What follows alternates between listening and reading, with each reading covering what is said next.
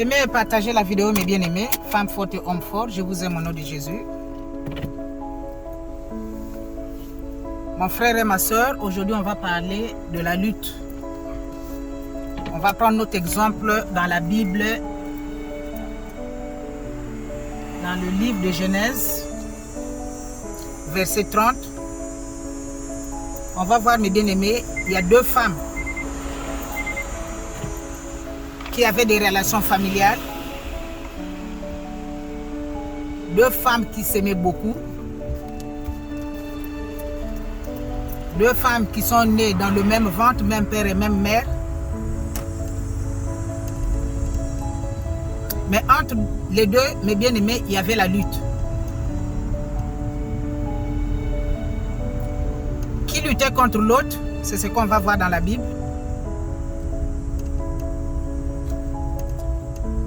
La Bible nous dit, mes bien-aimés, qu'il y avait un homme qui est parti épouser une femme. Il y avait deux femmes dans cette maison. C'était des sœurs. Et du coup, il y a un homme qui est arrivé et rentré dans cette famille qui a voulu épouser l'une d'entre eux. L'homme a demandé la main de la fille. Le père a dit qu'il n'y a pas de problème. Je vais te donner ma fille. Et au jour du mariage, mes bien-aimés, la Bible nous dit que l'homme était surpris. La femme qu'il avait dotée, la femme qu'il avait donné son argent, la femme qu'il avait donné son énergie, le père ou la famille de la femme a joué un mauvais tour contre le gars. Malgré les efforts que l'homme a fait, ou les efforts que l'homme avait fait pour arriver au point où il devrait avoir cette femme, mais la famille a joué un mauvais tour contre lui. Après la fête, après la dot, le gars dans sa maison ou dans sa chambre attendait sa femme. Et quand l'homme a vu la femme, ce n'était pas la femme que lui il voulait. Il est reparti chez le père. Il a dit chez le père, mais qu'est-ce que toi tu m'as fait? J'ai donné mon argent, j'ai doté la fille, j'ai fait le mariage avec une autre femme. Ce n'est pas celle que toi tu m'as menée dans ma chambre. Pourquoi vous m'avez joué ce tour? Et le gars qui répond chez l'homme que oui. En fait, je ne t'ai pas donné ma deuxième fille parce que lui, il voulait la deuxième fille. Je ne t'ai pas donné ma deuxième fille parce que le monsieur qui dit que c'est notre coutume, je ne peux pas te donner ma deuxième fille si la première n'est pas encore mariée. Le monsieur qui dit qu'il me fallait me dire. Maintenant, qu'est-ce qu'il me faut encore? Qu'est-ce qu'il faut encore faire? L'homme s'est dit au fond de lui, celle-là, je ne l'ai pas aimée. Celle-là, ce n'est pas ce que moi je voulais. Mais la coutume m'oblige de la prendre. Et il demande chez le monsieur, le père des filles, maintenant qu'est-ce qu'il me faut pour avoir la deuxième? Parce que c'est elle que j'avais aimée. Qu'est-ce qu'il me faut? Et le père qui dit que oui, si tu veux encore la deuxième, tu dois encore fournir l'argent. Donc le même montant que tu as donné à la première, la même force que tu as fait pour avoir l'argent ou les moyens pour avoir la première, l'énergie que tu as fournie pour avoir la première, c'est ce que tu vas faire. Les années que tu as fait, où tu as travaillé pour avoir la première femme, c'est la même chose que tu vas faire pour obtenir la deuxième femme. Mais tellement que le gars aimait mes bien-aimés, la deuxième, il était obligé de faire la même chose qu'il avait fait pour la première femme. Il était obligé d'utiliser les mêmes années qu'il avait fait pour la première femme. le gars a fini d'épouser encore la deuxième femme, et dans la maison, il y avait maintenant la lutte. La première savait que je ne suis pas aimée. Quelles sont les tactiques que je vais faire pour obtenir cet homme que moi j'aime? Quels sont les efforts que moi je vais faire pour que cet homme puisse m'aimer? Bien aimé, la grande sœur commençait à faire maintenant des enfants. Si je commence à faire des enfants, c'est sûr que cet homme va m'aimer à travers les enfants. Malheureusement, mes bien-aimés, elle a commencé à faire des enfants sans arrêt. Au moment où elle ne fait pas des enfants, elle prend la servante, elle donne chez son mari. Parce que dans le temps, quand vous avez des bonnes ou des servantes dans la maison, tout ce qui était pour les servantes là, était pour les maîtresses, était pour eux, les dames de la maison. Et la petite aussi est venue. La petite ne faisait pas des enfants. Mais la petite était sûre de sa beauté, elle était sûre d'elle. Parce qu'elle savait que le mari l'aimait beaucoup. Et elle commença à faire des enfants, la première femme. Elle donne les enfants, elle donne aujourd'hui un autre nom. Elle fait des enfants, aujourd'hui elle donne bonheur. Peut-être que le mari va aimer le nom de bonheur là. Elle fait les enfants, elle dit qu'aujourd'hui c'est la joie. Peut-être que le nom de la joie là va plaire à mon mari.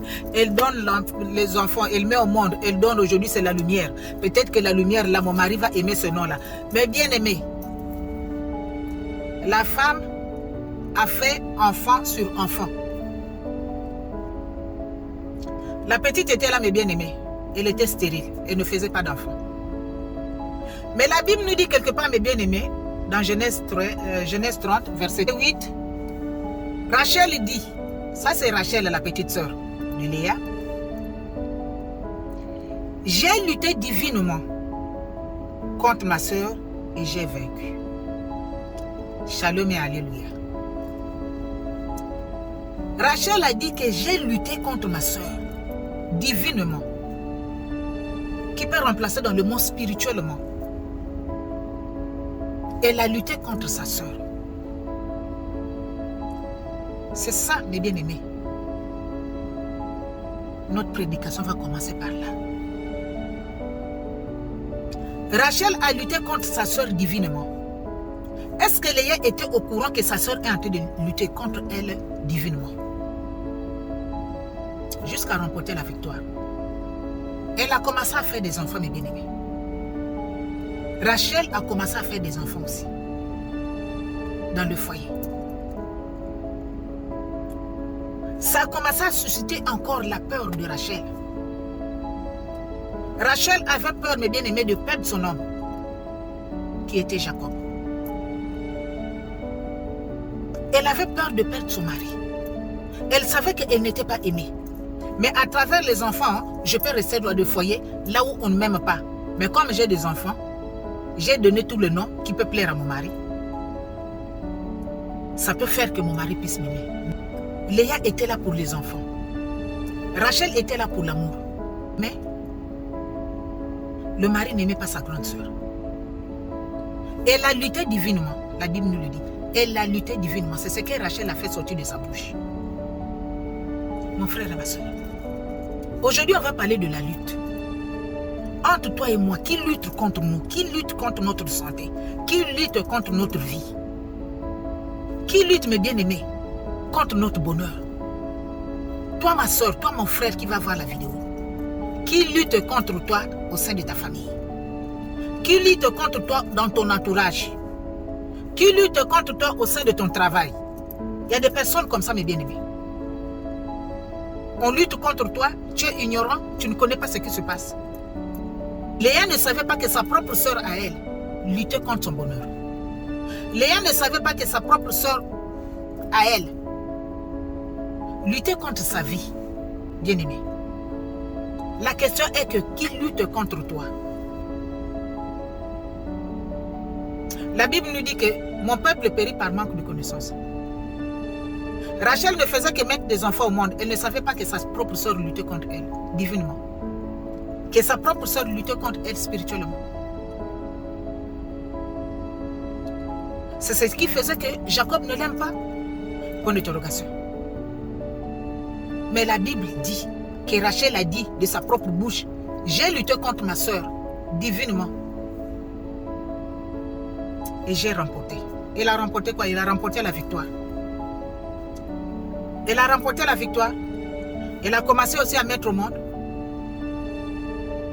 Et le mari était là, le mari l'aimait beaucoup. Le mari avait plus d'attention à elle qu'à Léa. Le mari avait plus de considération pour Rachel que de Léa. Elle a lutté divinement. Elle a remporté la victoire. Mais toi qui luttes contre toi? Qui lutte contre toi, femme forte? Qui lutte contre toi, homme fort? Vous savez, c'est pénible, hein? Et c'est difficile. Quand vous vivez dans un foyer, là où on ne vous considère pas, là vous sentez qu'on ne vous aime pas, là vous voyez de vos propres yeux, mes bien-aimés, femme forte, que cet homme n'a pas de considération pour moi. Cet homme ne me porte pas d'attention. Donc tu te réveilles, tu fais des enfants, tu prépares, tu fais tout pour le gars, pour attirer l'attention de la personne. Mais la personne ne te regarde même pas. Bien aimé, ça fait très mal. Alors si j'ai dit mal, ça fait très très mal. Léa a vécu ça. Léa a vécu ça, femme forte. Ce que tu vis aujourd'hui, Léa a vécu ça. Mais il y avait un esprit. Il y avait une puissance qui luttait contre elle, mais elle était ignorante, elle ne savait pas. J'attire ton attention, ma soeur. J'attire ton attention. Qui lutte contre toi? Qui lutte contre ton ménage? Qui lutte contre ton foyer? Qui lutte contre ta vie, contre ton bonheur? Qui est en train de lutter autour de toi, contre toi? C'est ça la question. Ça, c'est sa propre soeur qui a lutté contre elle. Sa propre soeur à elle a lutté contre elle. Mais il y en a partout. Les gens qui luttent contre les autres. Les gens qui luttent contre les autres dans le physique. Les gens qui luttent contre les autres divinement, comme Rachel l'a fait, dans le spirituel. Il t'arrive des choses que tu ne contrôles pas. Il t'arrive des choses que tu n'arrives pas à contrôler. Il t'arrive des choses que tu n'arrives pas à gérer. Il t'arrive des choses que... C'est-à-dire qui dépassent ton entendement. Mais tu ne sais pas. Tu ne connais pas d'où reviennent toutes ces situations et tous ces problèmes. Tu es en train de faire des efforts pour faire plaisir à l'autre. Mais l'autre ne te regarde même pas. L'autre ne voit même pas ce que tu es en train de faire.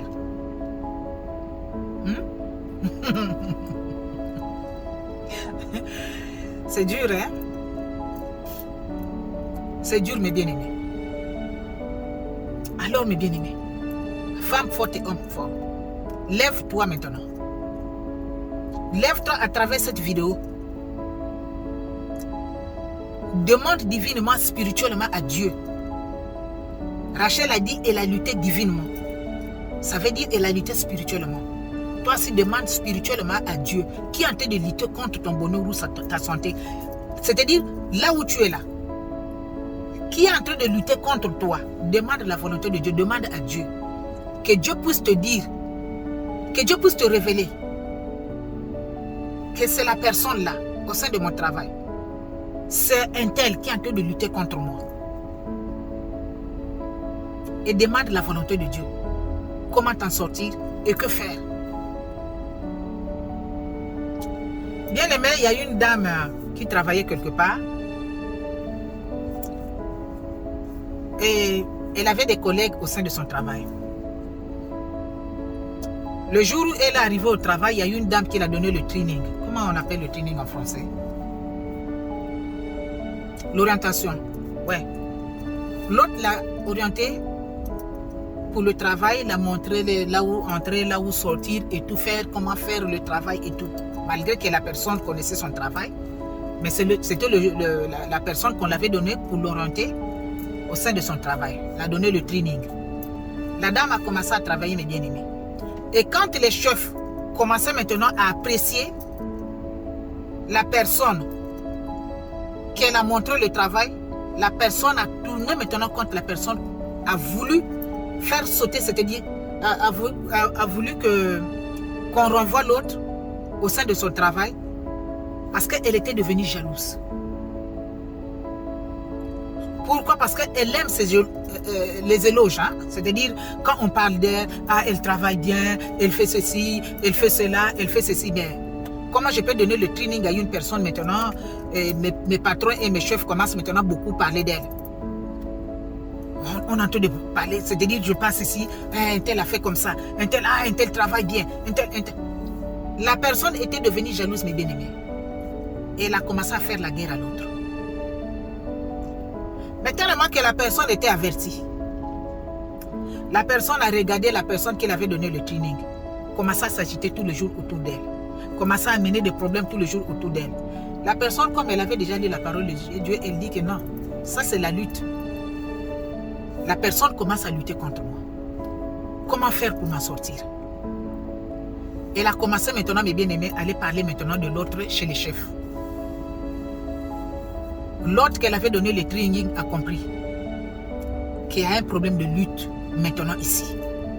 Comme on est en train de beaucoup parler de moi, les chefs sont en train de parler du bien de moi et la personne devient jalouse. Elle avait la connaissance, mes bien-aimés. Elle avait la connaissance. La lutte, mes bien-aimés. Elle avait eu la connaissance que non, la personne là, il y a maintenant la lutte ici. Je dois me défendre. Mon peuple périt par manque de connaissance. Quand tu as la connaissance, mes bien-aimés, tu as la vérité. C'est cette connaissance-là, c'est cette vérité-là qui te délivre. Rachel avait pris la tête de sa sœur. Rachel a fait souffrir sa sœur. Il y a les gens dehors, mes bien-aimés, qui te font souffrir, mais tu ne connais pas, tu ne comprends pas. Il y a les amis qui sont en train de lutter contre toi, femme forte et homme fort. Tu ne connais pas. La lutte. Qui lutte contre ton bonheur?